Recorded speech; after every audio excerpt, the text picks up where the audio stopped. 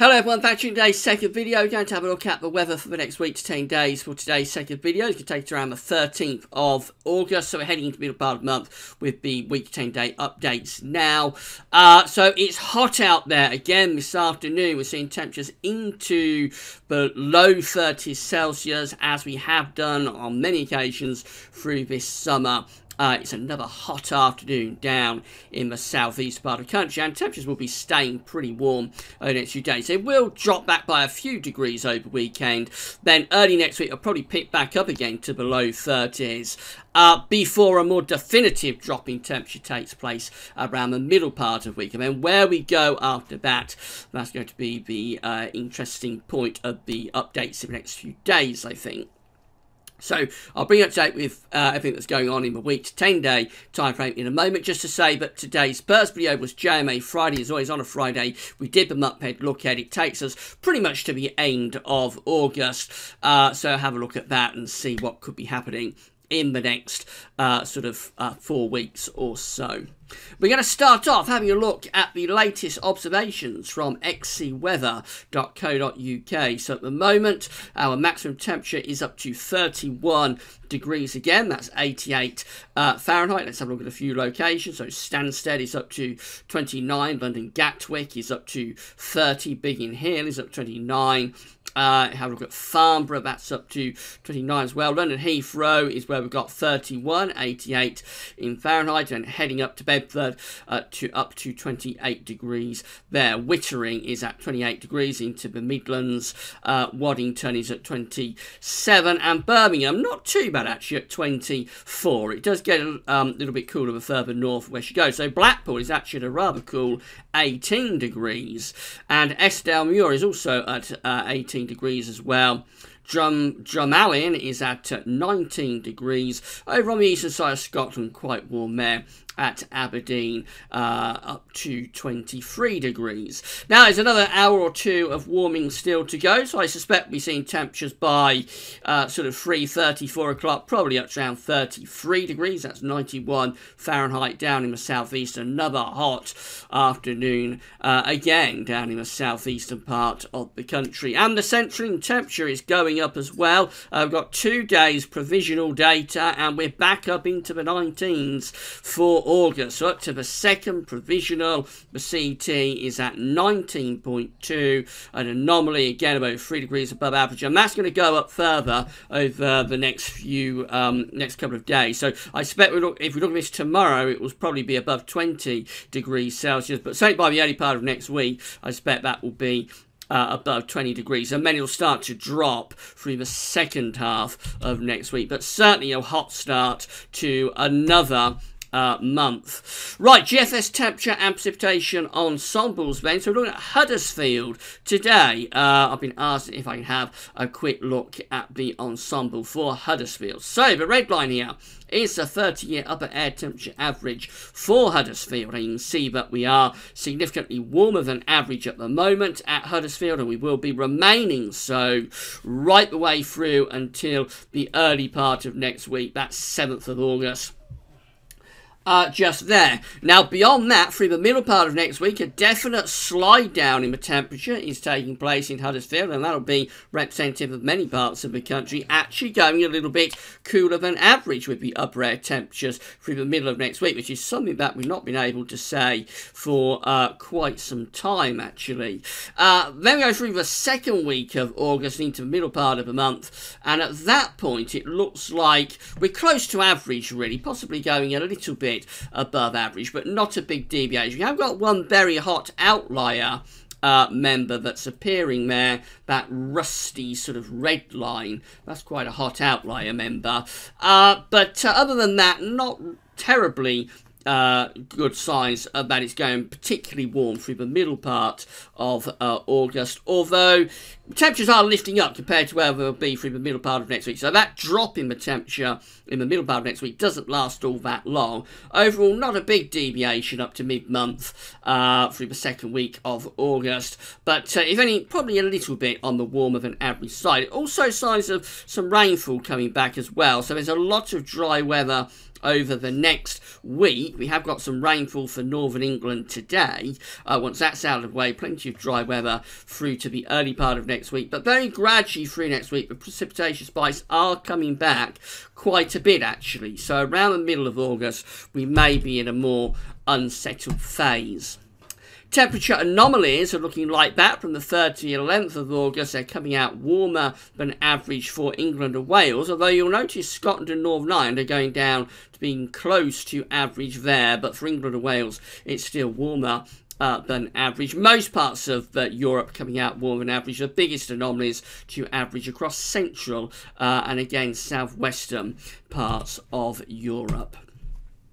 Precipitation anomaly is looking like this, so north-south split really. Scotland comes out actually a little bit wetter than average from the 3rd through to the 11th of August. England and Wales coming out drier than average. Another warm and dry week, relatively speaking, to come then for England and Wales, but a little bit cooler and more unsettled for Scotland and Northern Ireland. Over in America, it's a warm scene in many western parts of the states, so central western states coming out significantly warmer than average. Over in the eastern states, as it has been through most of the summer, really, it is a little bit cooler over there. That's how rainfall anomalies are looking. Precipitation anomalies looking very variable from state to state. It's really dry up in the northwest and around the Pacific coast.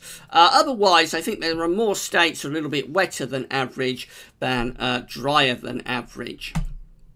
Coming back to the UK then, this is how things are looking on Monday. So we've got this area of high pressure across central parts of Europe, but low pressure is moving in from off the Atlantic. Got very hot air, of course, down across Spain and Portugal, trying to push northwards in towards France. That's how the upper air temperatures are looking.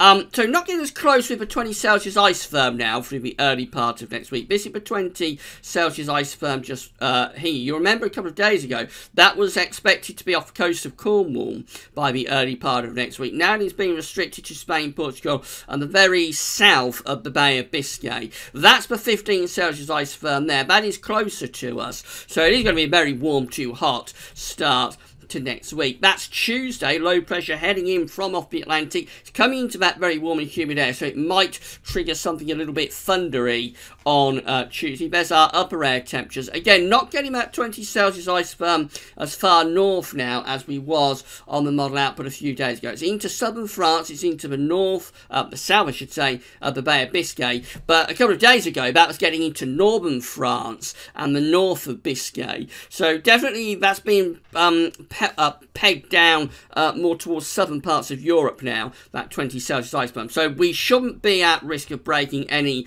records through the early part of next week. Record-breaking heat looks like it will be kept down into southwestern Europe. We have got the 15 Celsius ice firm very close to us, though. That's the 15 Celsius ice firm just there. And so it will be a very warm to hot start to next week, most definitely. Notice much cooler air, though, is coming into the north and west on Tuesday. So as those air masses meet, that could trigger something a little bit thundery to take place. By Wednesday, that cooler air has pushed through the country on those west to northwesterly winds. As our upper air temperatures obviously significantly lower as the heat is being moved out into the Low Countries and Germany.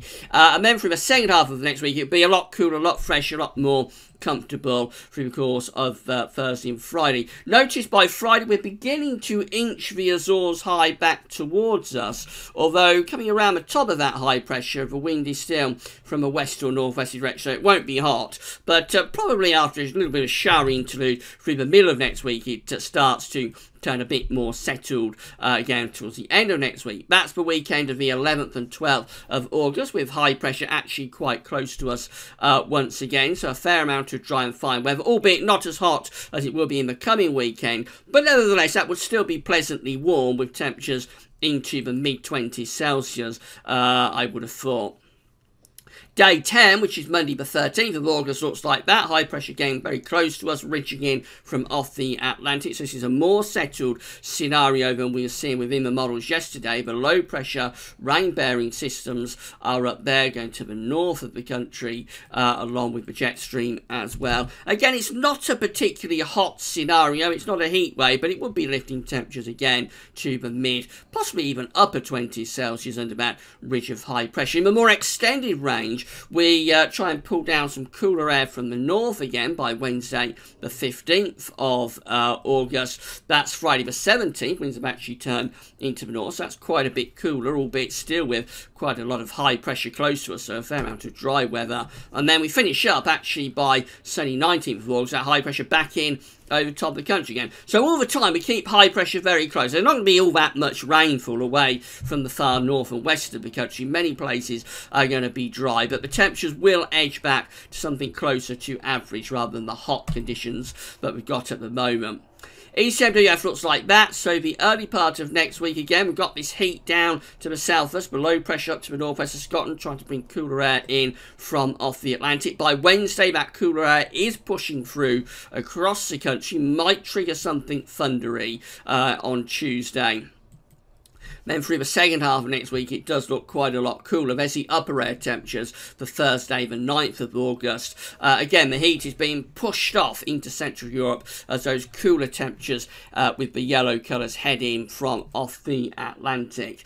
And then through the second half of next week, we go into this sort of slack westerly flow. That's probably sort of gently unsettled type conditions into the weekend of the 11th, 12th of August. Low pressure is close to the north of Scotland up here, closer than it is on the GFS run. So that will bring showery bursts of rain to the north. And the south, we're still quite close to this ridge, really. So a reasonable amount of dry weather in the south, albeit with temperatures lower. That's day 10, Monday the 13th of August, finds high pressure out to southwest, low pressure up to the north of the country. There's the upper air temperatures. They are nowhere near as hot as they are at the moment, but still pleasantly warm down in the south and the southwest in particular. And then finally the GEM looks like this. So again, we start next week on a hot note, and then slowly we turn things more unsettled from Tuesday to Wednesday, maybe some sort of thundery breakdown, and then cooler air moves in from off the Atlantic. That takes into the second half of next week. Looks a little bit more unsettled with the GEM compared to the other two. Really, there's an actual trough within the 500 millibar flow there that will be bringing, I would have thought, showers, maybe even some longer spells of rain for the second half of next week. This is always a little bit different though compared to the other two models. That's how we look at day 10. Monday the 13th. We're trying to bring the Azores high back in off the Atlantic. That's still a little bit unsettled, actually. And the upper air temperatures, let's just finish off by having a look at those. So they look quite cool, especially so for northern and east parts of the country. There is a change on the way, and the change is going to be from the hot conditions we've got at the moment, and we'll have at the start of next week, to a cooler, fresher feel through the middle and second half of next week. How unsettled it gets, though, is quite open to a lot of uncertainty, I think. For northern areas, it may be quite unsettled at times with some showery bursts of rain up to the middle part of the month. But down in the south, we're still keeping that high pressure reasonably close, so I wouldn't anticipate much rain getting down into the south with this. But it will be a lot cooler and fresher through the middle and second half of next week for all of us, feeling a lot more comfortable. We'll cover all of this in detail in the week ahead broadcast tomorrow, so come back for the weather for the week ahead tomorrow. But that's all for today's videos. That's all for now, and thanks for watching.